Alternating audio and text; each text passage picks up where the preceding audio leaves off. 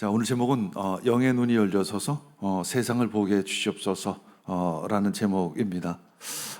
영안이라는 얘기를 하죠. 영적인 세계. 가끔 우리가 성도들 간에 영적 그래서 왜 영적 할까라는 얘기를 하기도 하겠죠.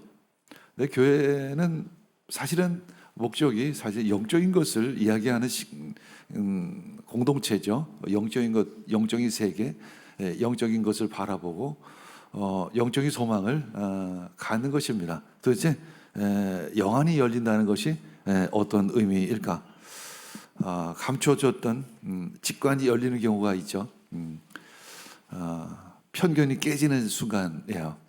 어떤 편견이 깨어질 때 그 안에 있었던 직관적인 감각이 활짝 열려집니다. 제가 특별히 이제 디자인을 전공했기 때문에 직관이 굉장히 중요한 전공이죠. 그런 의미에 창조성이 굉장히 중요하죠. 어떤 경험, 또는 지식, 그동안의 어떤 실패, 뭐 이런 것들이 순식간에 한꺼번에 이제 연쇄 반응을 일으키는 거예요.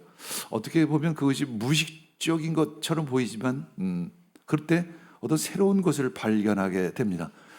예를 들어서 아르키메데스는 목욕하던 중에 욕조에 물이 넘치는 걸 보며 부력이라는 것을 발견하게 되잖아요. 그러면서 유레카라는 소리를 지릅니다. 유레카. 나는 찾았다는 거예요. 그렇죠? 나는 새로운 과학의 원리를 찾았다 하면서 유레카 이렇게 소리를 지르죠. 뉴턴은 떨어지는 사과를 보고 어떤 만유인력의 법칙을 발견합니다. 그러나 사실은 많은 사람들이 목탕 물이 넘치는 것도 봤을 것이고, 많은 사람들이 나무에 사과 떨어지는 것을 봤을 거예요. 근데 몇 사람들만이 거기서 과학적인 원리를 발견하는 것이죠. 이것은 아주 숨겨졌던 직관이 활짝 열려지는 것입니다. 마치 그것처럼 우리의 어느 순간 영안이 활짝 열려질 때가 있어요. 근데 아이들은 사실은 보면, 제가 관찰을 가만히 해보면 늘 영안이 열려 있는 것 같아요. 한 두세 살, 서너 살까지는 본인 자신이 영적인 세계하고 현실의 세계가 구별이 되지 않고 함께 있는 것 같아요. 아이들이 이제 이야기하는 것을 들어보면 그렇습니다. 그런데 한 대여섯 살 먹기 시작하면 약간 영적인 세계와 현실 세계가 구별이 돼요. 오늘 내가 새로운 것을 봤다고, 영적인 세계를 봤다라고 가끔 이제 이야기할 때가 있습니다. 근데 이제 어른이 되면 거의 영안이 닫혀지죠. 영적인 눈이 닫혀집니다. 왜일까요? 육체의 힘이 굉장히 강렬하게 활성화되기 때문에 반면 내 영안이 닫혀지기 시작을 하는 것입니다. 거꾸로 얘기하면 영안이 언제 열리냐 보면 육체의 힘이 약화될 때, 그때 영의 기능이 활성화되기 시작합니다. 가끔 이런 얘기하죠. 마태복음 5장에 보면 심령이 가난한 자가 천국을 볼 것이다, 이렇게 말씀하죠. 왜 심령이 가난해지는데 천국을 볼 수 있을까요? 그 얘기는 뭐냐면, 내가 잘 모르는구나. 내가 지혜가 없구나. 나는 진짜 모르는 게, 내가 많은 것을 다 안다고 생각했는데 나는 진짜 모르는구나. 어떤 겸손함이죠, 사실은. 내가 많은 것을 가지고 있는 것 착각했는데 그것이 본질적인 것이 아니로구나 라는 어떤 깨달음이 있습니다. 그것이 바로 심령이 가난해지는 거죠. 마음이 가난해지는 것이죠.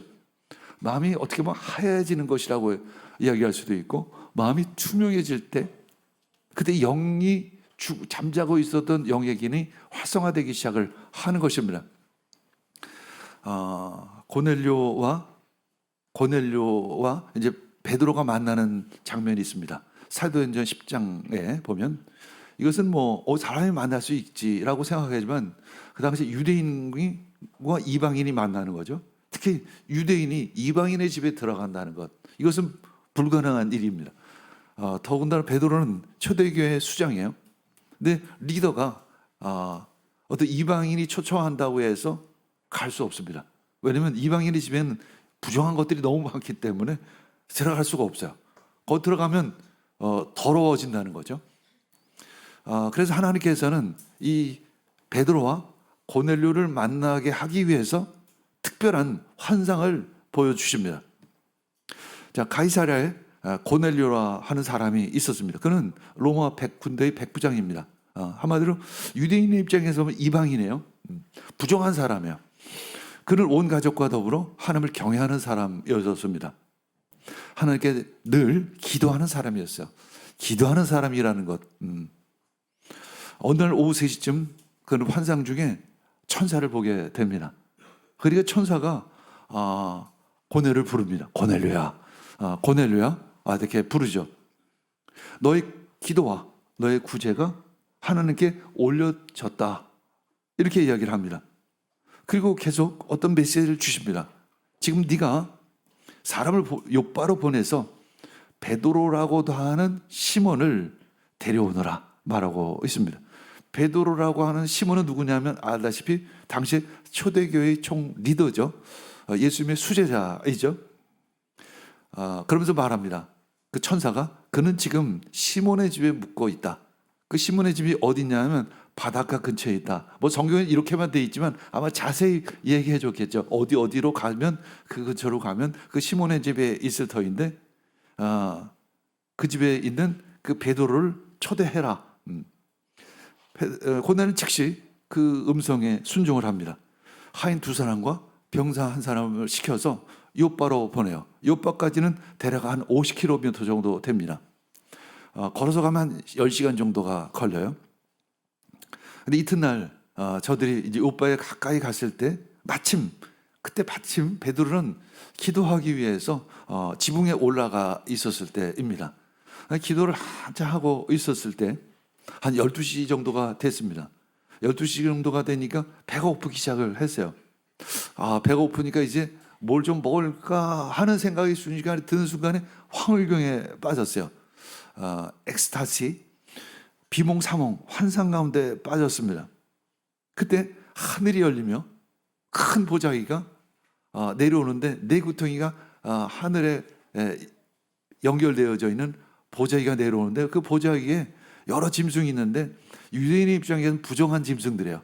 한마디로 유대인들 입장에서 먹을 수 없는 짐승들이에요. 예를 들어 뭐 돼지 이런 것들이 담겨 있는 거죠. 그때 하늘에서 음성이 들려옵니다. 하나님의 음성이 들려와요. 베드로야, 일어나서 이것을 잡아먹어라. 이것을 잡아먹어라 하는 음성이 3번씩이나 들렸습니다. 그럼 베드로는 말합니다. 그럴 수 없습니다. 그럴 수 없습니다. 근데 마지막으로 하나님께서 말씀합니다. 내가 깨끗하게 한 것을 네가 더럽다고 하지 말라는 메시지가 내려옵니다. 한마디로 고넬료와 베드로에게 영안이 열린 것입니다. 비몽사몽간에 영의 세계를 순식간에 본 거예요. 그 하나님의 음성을 들은 것입니다. 그 가운데 하나님의 특별한 메시지를 그 2사람에게 줬습니다. 그때 고넬료 종이 막 베드로의 집 문 앞에 왔어요. 그 문을 두드립니다. 누군가가 바깥에서 문을 두드려요. 그래서 베드로가 내려가 보니까 고넬료라는 사람이, 로마 백부장이라는 사람이 보낸 종 2사람과 그 군인 1사람이 자신을 고넬료 집으로 초대를 하는 거예요. 평소 같으면 그 환상을 보지 않았다라고 하면 당연히 거절했을 것입니다. 왜냐하면 이방인의 집에 가는 것은 유대인 입장에서는 불결한 것이기 때문에 갈 수가 없었던 거예요. 근데 그 이미 환상을 들었기 때문에 환상 가운데 들은 그 메시지가 베드로는 깨달은 거죠. 그렇구나. 유레카 이런. 고넬료 집 그 초대 응답하라는 것이었구나. 그래서 초대를 받은 그 베드로는 고넬료 집에 들어갔을 때 그 가문 가운데 있었던 많은 이들이, 그 고넬료와 가까운 많은 이들이 그 집안에 함께 기다리고 있었습니다. 그때 예수 그리스도 그 복음을 전하기 시작하는 것이죠. 그때 사도행전 10장 44에서 45절 읽겠습니다. 베드로가 이런 말을 하고 있을 때 그 말을 듣는 모든 사람에게 성령이 내려졌다. 할례를 받은 사람들 가운데서 믿게 된 사람으로서 베드로와 함께 온 사람들은 이방 사람들에게도 성령을 선물로 부어주신 사실에 놀랐습니다. 지금 이 사실이 전혀 놀랍지가 않아요. 우리도 유대인 입장에서는 이방이네요. 그렇죠? 근데 우리에게도 성령님이 임했습니다. 근데 이 사건이 없었으면 그 복음이 우리들에게까지 오지가 못했던 거죠. 고넬료의 문이 열려졌다는 것은, 고넬료의 집안에 복음이 들어갔다는 것은, 그것이 바로 연결돼서 그것이 우리에게까지 올 수 있었던 계기가 굉장히 큰 전환점이었던 것이죠. 그래서 하나님은 이렇게 특별한 경우에 영적인 세계를 열어주셔서 특별히 기도하는 사람에게 하나님의 뜻을 알려주시는 것입니다. 15년 전에 제가 그 당시에 굉장히 교회가 어려웠었을 때예요.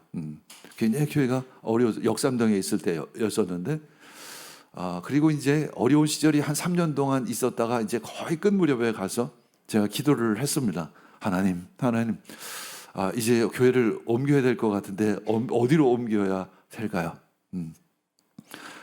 강남 역삼동에서 기도를 했습니다. 하나님, 알려주십시오. 주님이 가르쳐주지 않으시면 갈 수가 없습니다. 특별히 교회라는 것은, 교회를 옮긴다는 것은, 이것은 내가 주인이 아니고 하나님이 주인이시기 때문에 하나님이 가라고 하지 않으면 갈 수가 없습니다. 그 장소를 알려주십시오. 그렇게 며칠을 기도를 했어요. 며칠을 기도를 했습니다. 한때는 제가 지도까지 펴놓고 하나님 찍어주세요. 그러면 내가 거기로 가겠습니다. 그렇게까지 기도를 했어요. 그랬더니 제가 처음으로 하나님의 음성을 들었습니다. 마포라는 음성을 듣고 이 교회가 이렇게 오게 된 거예요. 그리고 두 번째는 사실 비전센터가 마포구청역에 주시고자 하는 마음을 주셨습니다. 마포구청역. 우리가 마포구청역 잘 알죠. 워낙 이 주변은 교회 터를 잡기 위해서 많이 다녔기 때문에, 건물을 잡기 위해서, 새들기 위해서 많이 다닌 곳이기 때문에 변변한 교회 건물이 마땅치가 않기 때문에 잘 알고 있었습니다. 근데 마포구청역 근처에 건물을 주신다는 마음. 그리고 저희들 사실은 재정적으로도 전혀 준비가 되어져 있지를 않았어요. 상식적으로 보면, 계산적으로 보면 전혀 불가능한 상황이었습니다. 근데 어느 날 갑자기 하나님께서 몰아붙이기 시작을 하시면서 이 건물을 주신 것이죠. 근데 그때까지만 해도 잊고 있어요. 마포구청역 근처라는 것을. 근데 비전센터를 계약하고 나서 보니까 이것은 마포구청역에서 멀지 않은 곳이라는 거예요.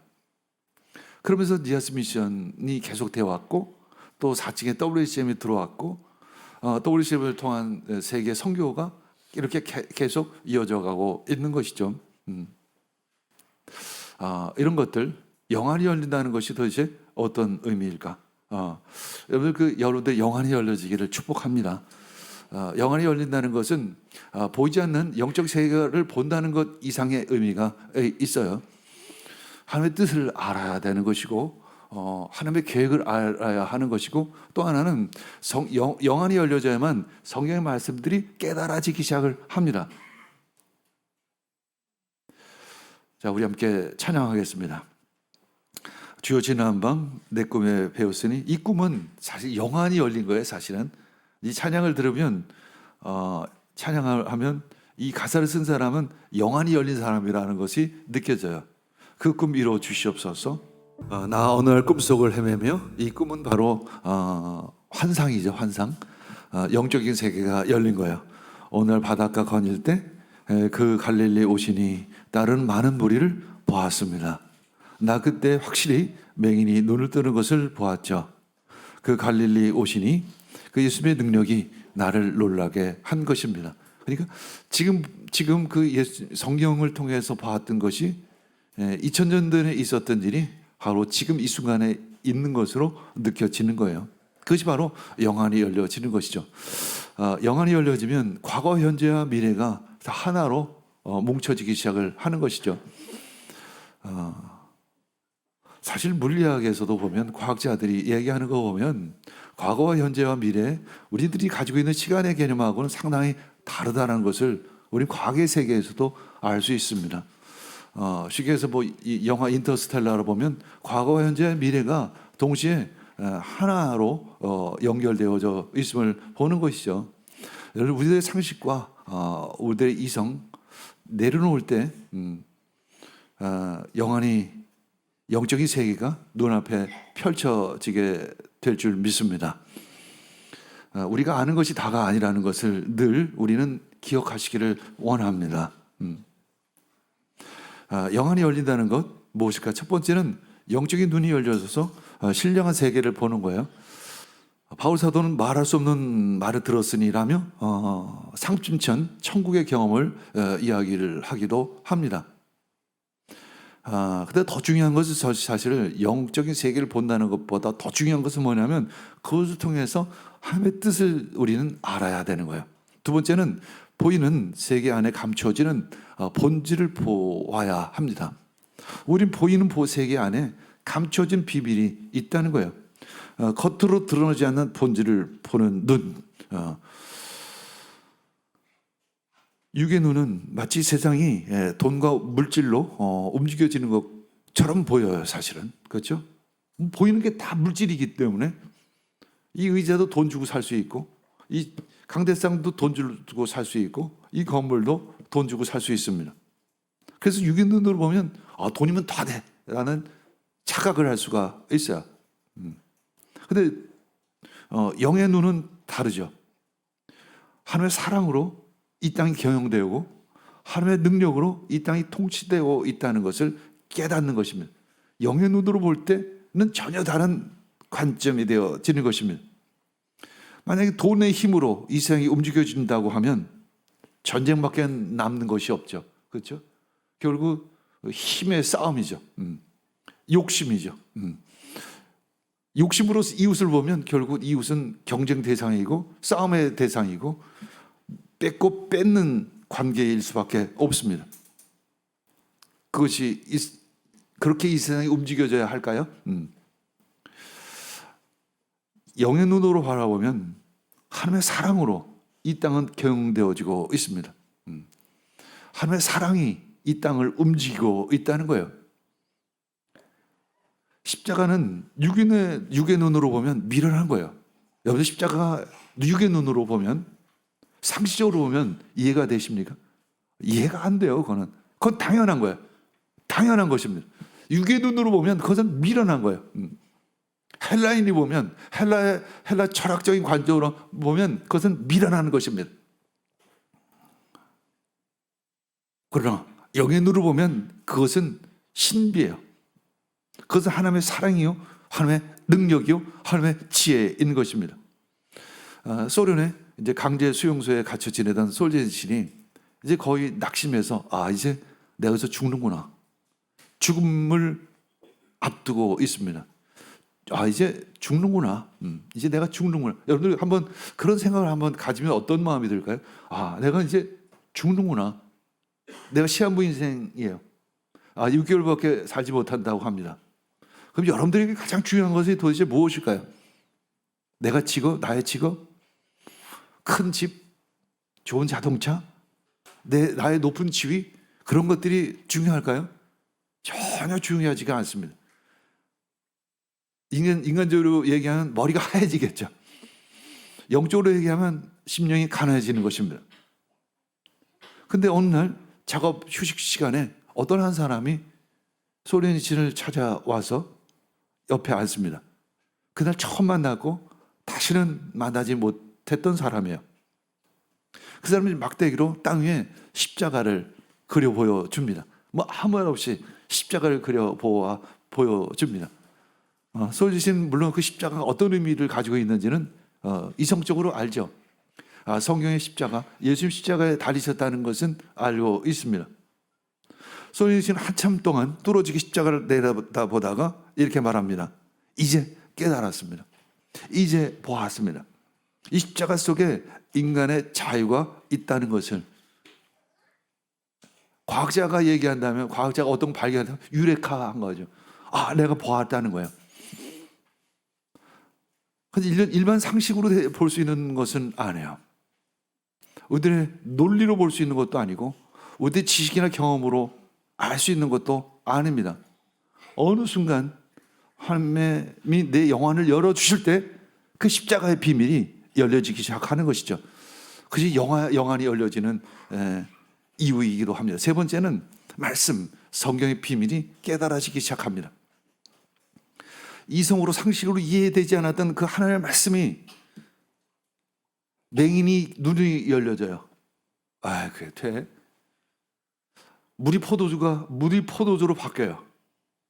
아, 그게 뭐 그냥 하는 소리지. 육의 눈으로 보면 그렇습니다. 근데 어느 순간 물이 포도주로 바뀔 수 있구나. 하나님이 원하시면 맹인이 눈을 뜰 수 있구나. 귀머거리가 들을 수 있구나. 앉은 맹인이가 일어설 수 있구나. 하나님의 뜻이라면 그것이 가능하구나라는 것을 깨달을 때가 있습니다. 그 성경의 말씀들이 마치 신화처럼 느껴졌던 것이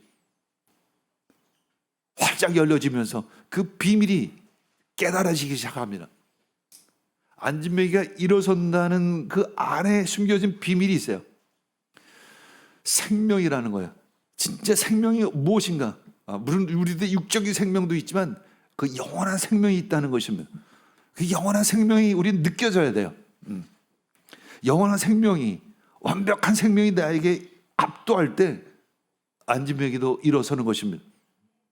내 질병도 떠나가는 거예요.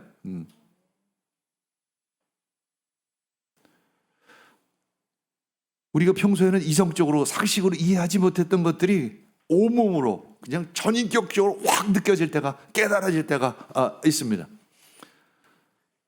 제가 10년 전에 학교를 그만두고 내려놓고 이제 어떻게 사는 거지? 어느 순간 확 그 생각이 들어올 때가 있었죠. 어떻게 되는 거지? 내 인생은 밥 세 끼는 먹고 살 수 있을까? 이러다 신용불량자가 되는 건 아닌가? 뭐 그런 생각이 순식간에 들어오면서, 근데 뭐 후회도 아니고 돌이킬 수 있는 것도 아니고, 그 상황 속에서는 그냥 모든 것이 내려놔지는 거죠. 모든 것이 그냥 내려놔지는 것입니다. 마음이 가난해지는 거죠. 그냥 마음이 투명해지는 것입니다. 내가 의지했던 것이 없어지는 것입니다.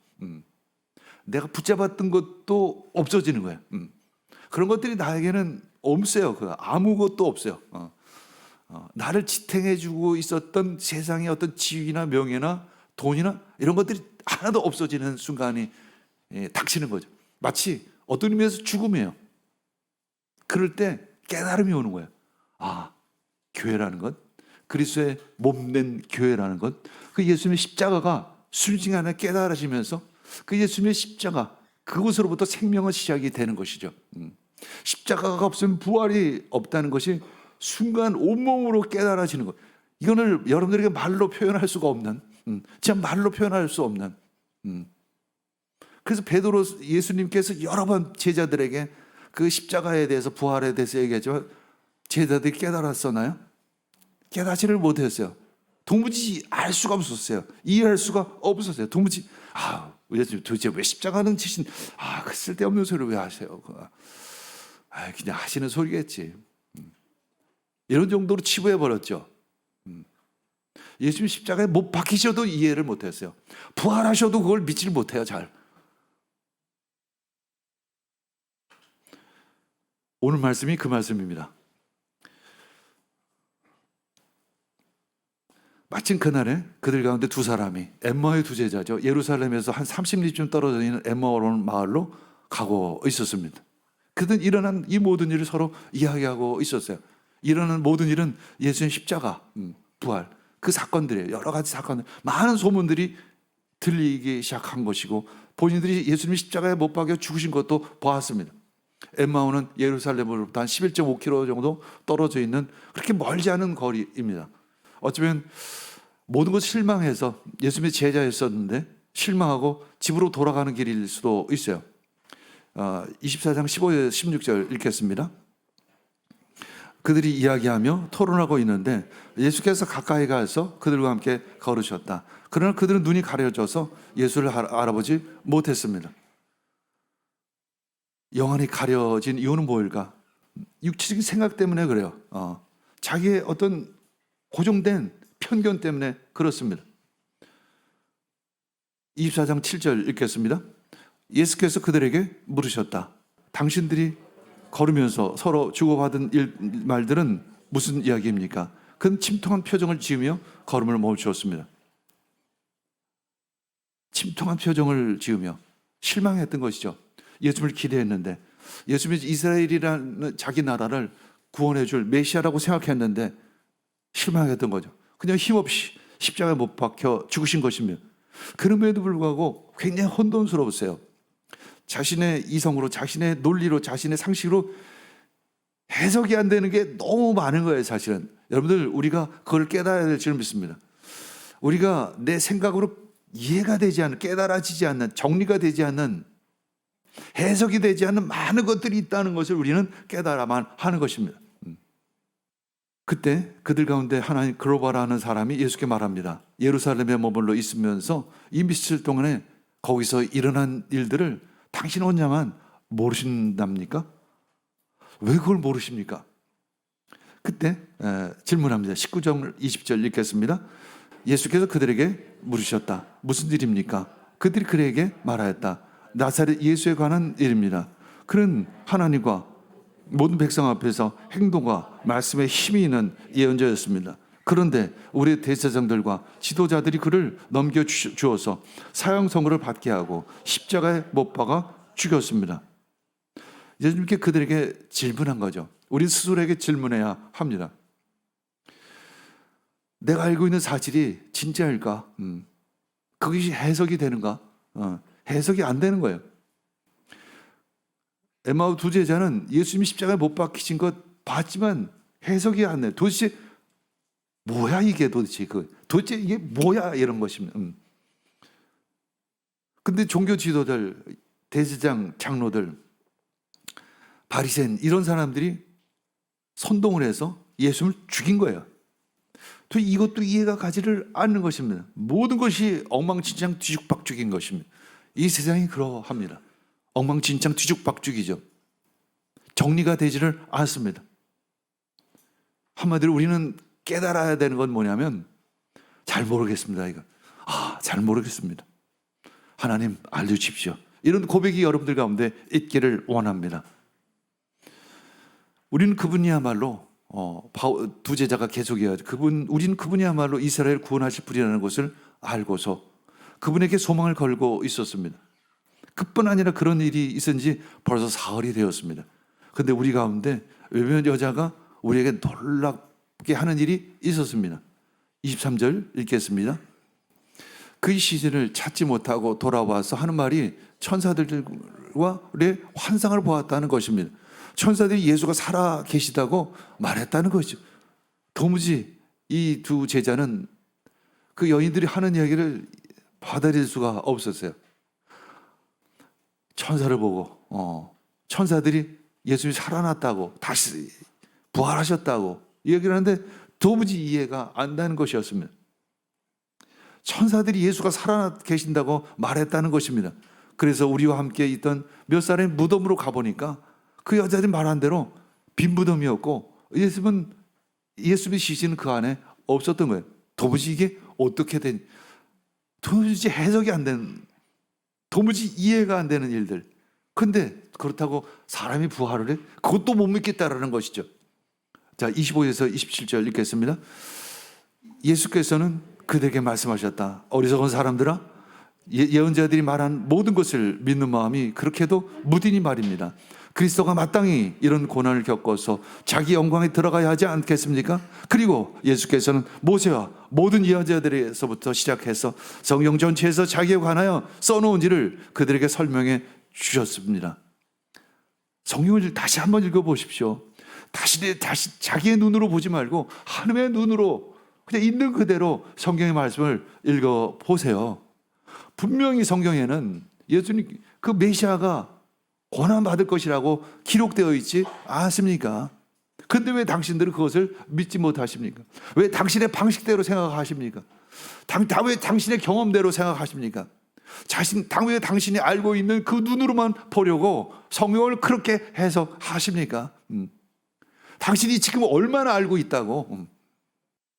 근데 그 두 사람은 자기들이 가려고 하는 마을에 가까이 이르렀습니다. 그런데 예수께서는 더 멀리 가는 척 했죠. 그러자 그들은 예수를 만류하며 말합니다. 저녁 때가 되고 날이 이미 저물었으니 함께 우리 집에 묵으십시다. 예수께서 그들의 집에 묵으려고 들어가셨습니다. 30절에서 30절 읽겠습니다. 그리고 그들과 함께 음식을 잡수시려고 앉으셨을 때 예수께서 빵을 들어서 축복하시고 떼어서 그들에게 주셨습니다. 그제서 그들의 눈이 활짝 열려져서 예수를 알아보았던 것이죠. 그러나 한순간에 예수께서는 그들에게 사라지셨습니다. 그들은 서로 말하였습니다. 그래서 그분이 우리에게 말씀하시고 성경을 풀이하여 주실 때 우리의 마음이 우리 속에서 뜨거워지지 않았습니까? 어느 순간 영안이 열려진 거예요. 닫혀있던 영적인 눈이 열려진 것입니다. 주님과 함께하는 그 만찬에서 영안이 열려진 것입니다. 눈이 밝아졌다는 것을 영어로 보면 open eyed, wide 이렇게 표현했는데 열려진 것입니다. 넓게 보는 것이고 깊이 보는 것입니다. 부분적인 눈이 확장되어지는 것을 의미합니다. 지금 우리들의 눈은 굉장히 좁다는 것을 기억하시기를 원합니다. 우리들의 눈이 활짝 열려지기를 원합니다. 넓혀지기를 원합니다. 온 세계 우주 만물을 동시에 볼 수 있는 눈이 열려지기를 원합니다. 하나님의 통치하심, 하나님의 손길을 볼 수 있기를 원합니다. 그것이 믿음이에요. 그것이 신앙이에요. 신앙은 좁아지는 것이 아니라 넓어지는 것인 줄 믿습니다. 신앙은 짧아지는 것이 아니라 길어지는 것임을 알기를 원합니다. 신앙은 지금의 현실에 국한되어져 있는 것이 아니라 과거, 현재, 미래가 하나로 통합되어지는 것임을 알기를 축복합니다. 여러분들 영안이 활짝 열려져서 하나님의 뜻이 무엇인지를 알기를 원합니다. 영혼이 무엇인지를 알기를 원합니다. 여러분들 무한대가 이해가 되십니까? 여러분 무한대가 있다는 것이 이해가 되십니까? 그 과학자들 무한대를 얘기해요. 솔직히 한번 질문해 보시기 바랍니다. 무한대가 이해가 되십니까? 물질의 세계로 보면 무한대는 이해가 되지 않는 부분이에요. 우주는 무한하다고 이야기합니다. 무한한 것이 이해가 되십니까? 상식으로 계산이 되십니까? 우리는 모르는 것이 너무 많다는 것을 기억하시기를 원합니다. 그때부터 우리들의 눈은 열려지기 시작할 줄 믿습니다. 우리들의 눈이 더 열려지기를 원합니다. 보이지 않는 것을 볼 수 있기를 원합니다. 그걸 보이는 세계 밑에 깔려져 있는 본질의 눈을 볼 수 있기를 원합니다.